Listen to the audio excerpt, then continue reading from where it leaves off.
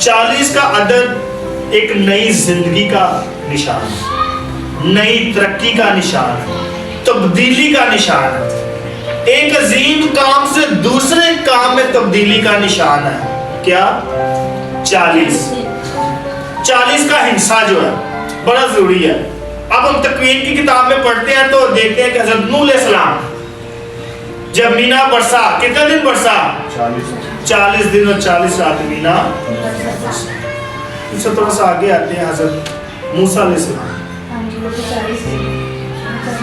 40 دن اور 40 رات کوہ سینا پر چلے گئے شریعت کی تختیاں لینے، روزہ رکھا اس نے، کتنے دن؟ 40 دن اور 40۔ بنی اسرائیل مصر کی غلامی سے بھاگ کر کدھر چلے گئے؟ بیابان میں، کتنے سال رہے؟ 40 سال۔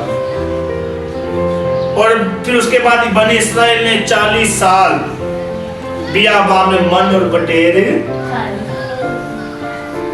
پھر الیاس نبی یسوع مسیح کے خدا کے راستے پر حورم پہاڑ پر جانے کے لیے اس نے 40 دن اور 40 رات کا سفر طے کیا۔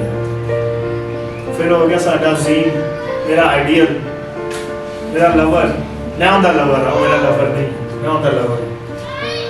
اس نے 40 دن اور 40 رات کیا رکھا؟ یسوع مسیح کی گل کرنا پیا۔ پھر اس کے بعد یسوع مسیح مرنے کے بعد جب جی اٹھا، جی اٹھنے کے بعد 40 دن رسولوں کے ساتھ رہا، پھر اس کے بعد آسمان پر۔ جب ہسبینڈ وائف کی شادی ہوتی ہے نا تو ایک نئی زندگی آتی ہے، وہ بھی 40 دن کا ہی ایسا۔ 40 دن کے بعد آپ کو پتہ لگتا ہے نئی لائف ہے، ایسے ہی ہے کہ نہیں؟ تو 40 کا ایسا، میں اس لیے کہہ رہا ہوں کہ 40 کا ایسا مطلب ہے کہ نئی زندگی میں ترقی، ایک نئی تبدیلی، ایک عظیم کام کا دوسرے عظیم کام میں منتقل ہو جائے۔ اس کا مطلب ہے 40 کا ہنسا۔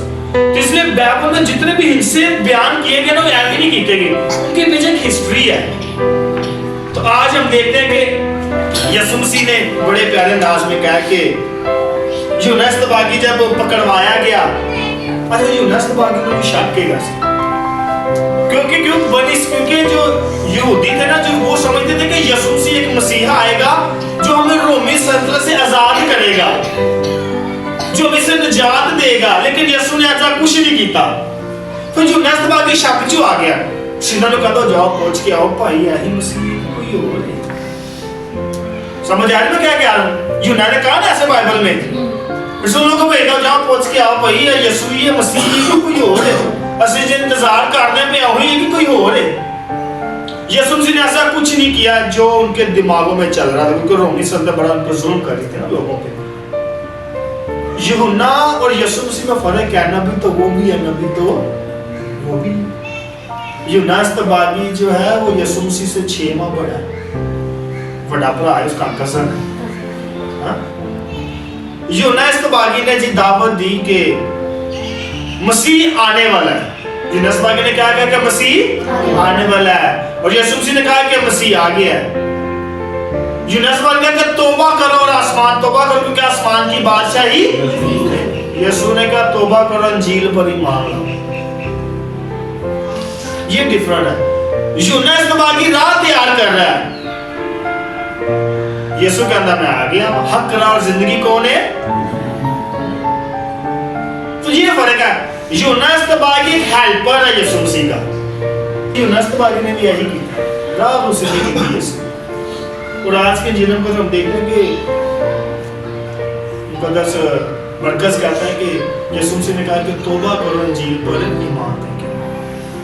توبہ بڑی ضروری ہے ساری زندگی سے۔ اگر تو ہم مسیحی ہیں پھر توبہ سانوں کرنی پڑنی چاہیے، کیونکہ توبہ میں بتا رہا ہوں، مقدس یونس اصطباغی نے کہا کہ توبہ کرو کیونکہ آسمان کی بادشاہی۔ اونچی اونچی لوگوں کو در ادھر میں وہ لوگوں کا رہا توبہ کرو آسمان کی بادشاہی نزدیک ہے، میں تانوں پانی نہ بپتسمہ دینا پیا، یسوع نے تانوں روح نہ بپتسمہ دے گا۔ پھر اس کے بعد ہم دیکھتے ہیں مقدس پترس رسول عید پینتیکوس والے دن جب روح القدس رسولوں کو اترا، مقدس پترس نے لوگوں کو بولا توبہ کرو ਤੇ ਯਿਸੂ ਮਸੀਹ ਦੇ ਨਾਮ 'ਚ ਬਪਤਿਸਮਾ ਲਓ। ਕਿਹਦੇ ਨਾਮ 'ਚ? ਯਿਸੂ मसीह के नाम से। फिर उसके बाद मुकद्दस पौलुस रसूल एक बादशाह के पास जाता है। मुकद्दस पौलुस को कहता है बादशाह के बता मैं निजात हासिल करने के लिए क्या करूं? मुकद्दस पौलुस ने कहा कि तौबा कर। ये कर तौबा जो हमारे क्रिश्चियन ईमान है ना उसका एक पिलर है। तौबा के बगैर तौबा और ईमान ये दोनों बड़े थे। इसमें तौबा करो अंजील पर ईमान होता है कि यकीन। अगर तो आप मैं हमेशा कहता हूँ ईमान और तौबा और जो ईमान है ये दोनों एक सिक्के के पहलू हैं। इधर तौबा के इधर ईमान है। जैसे एक नदी के दो किनारे साथ साथ चलते हैं ना वो जुदा नहीं होते, इस तरह ईमान और जो तौबा ये भी जुदा नहीं होते। अगर आपके अंदर तौबा है ना तो आप यीशु पे ईमान लेके अगर आप तौबा करोगे। अगर आपके अंदर ईमान है ना तो आप फिर तौबा भी करोगे। तौबा करोगे तो ईमान में आओगे, ईमान में होगे तो तौबा करोगे। तो ये दोनों साथ साथ चलती। इसलिए यीशु ने कहा तौबा करो अंजील पर ईमान लाओ। अंजील पर ईमान लाना हमारा बेसिक पॉइंट है। हमने एज अ क्रिश्चियन हमारा ईमान सारा अंजील पे और सारा किसी पे ईमान है। हम सारे किताबों को मानते तो हैं लेकिन हमारा बेसिकली ईमान है वो अंजील पे खुशखबरी के ऊपर। मैं हमेशा कहता हूँ यीशु मसीह 40 दिन आजमाया गया। रूहानी तरक्की के लिए आजमाइश बड़ी जरूरी है। अगर आप चाहते हैं कि मैं आप ईमान में मजबूत हो फिर आजमाइशा जो तानु गुजरना पड़ता है। अगर आप कहते हैं ना कि कभी कभी हमें हमारा मन में बड़ी आजमाइश आती है फिर तो बहुत ही आती है। जिस मैं बड़े बड़े क्रासी से गुजरा हूँ बड़े लेकिन चेहरे पे हमेशा स्माइल रही। वो मैं हमेशा कहता हूँ दुश्मनों को जिलाना हो ना तो मुंह पे स्माइल रखी हुई होती है। इसलिए मैं यही करता हूँ। मैं कभी किसी को ताकि मैं क्योंकि मुझे पता है अगर मैं मसीही उतरे आजमाइशा चो लंघना पैना, मुसीबतां चो लंघना पैना, तकलीफां चो लंघना पैना। मसीह लाइफ आसान नहीं है। तो अगर तुसी ईमान चो मजबूत होना है तो फिर तानू मुसीबतां चो गुजरना पैना। तो इसलिए एज अ मसीह होते हुए यीशु मसीह क्योंकि आजमाइशों का मुकाबला कर सकता था। वो आजमाइशों से कह सकता है खुदा को मैं आजमाइशा करना मेरा की मुकाबला कर सकता शैतान बाकी उसका मुकाबला कर सकता। मुझे कहता हूँ शैतान खुदा को यीशु मसीह को कुछ नहीं कह सकता। वो हमारे जरिए यीशु मसीह को तकलीफ देता है। वो सानू गुनाह चो देखता है पर जो असीं तौबा करते हैं ना उदों शैतान गुनाह चो।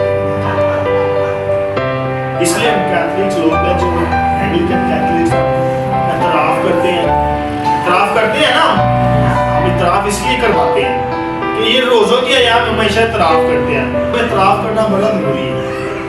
तो हम बच्चों को टीचिंग भी देंगे। जो बच्चे पाशाकत नहीं लेते हम उनको पाशाकत भी दिलवाएंगे। काफ़ी बच्चे जो पाशाकत नहीं ना लेते हैं पाशाकत कमेटी पास नहीं की। तो ये हमारी बेसिक टीचिंग है जो हमने सबको सिखानी है। इसलिए मैं दुआ यही करूँगा कि आज के कलाम के लिए खुदा हमें आजमाइशों में मजबूत रहने की हिम्मत दे ताकि हम आजमाइशों को बर्दाश्त करें, ईमान में बोले खुदा हम यीशु मसीह के साथ चले, सबूत दें कि हम उसके बेटे और बेटी उसी हमारे खुदा के वसीला से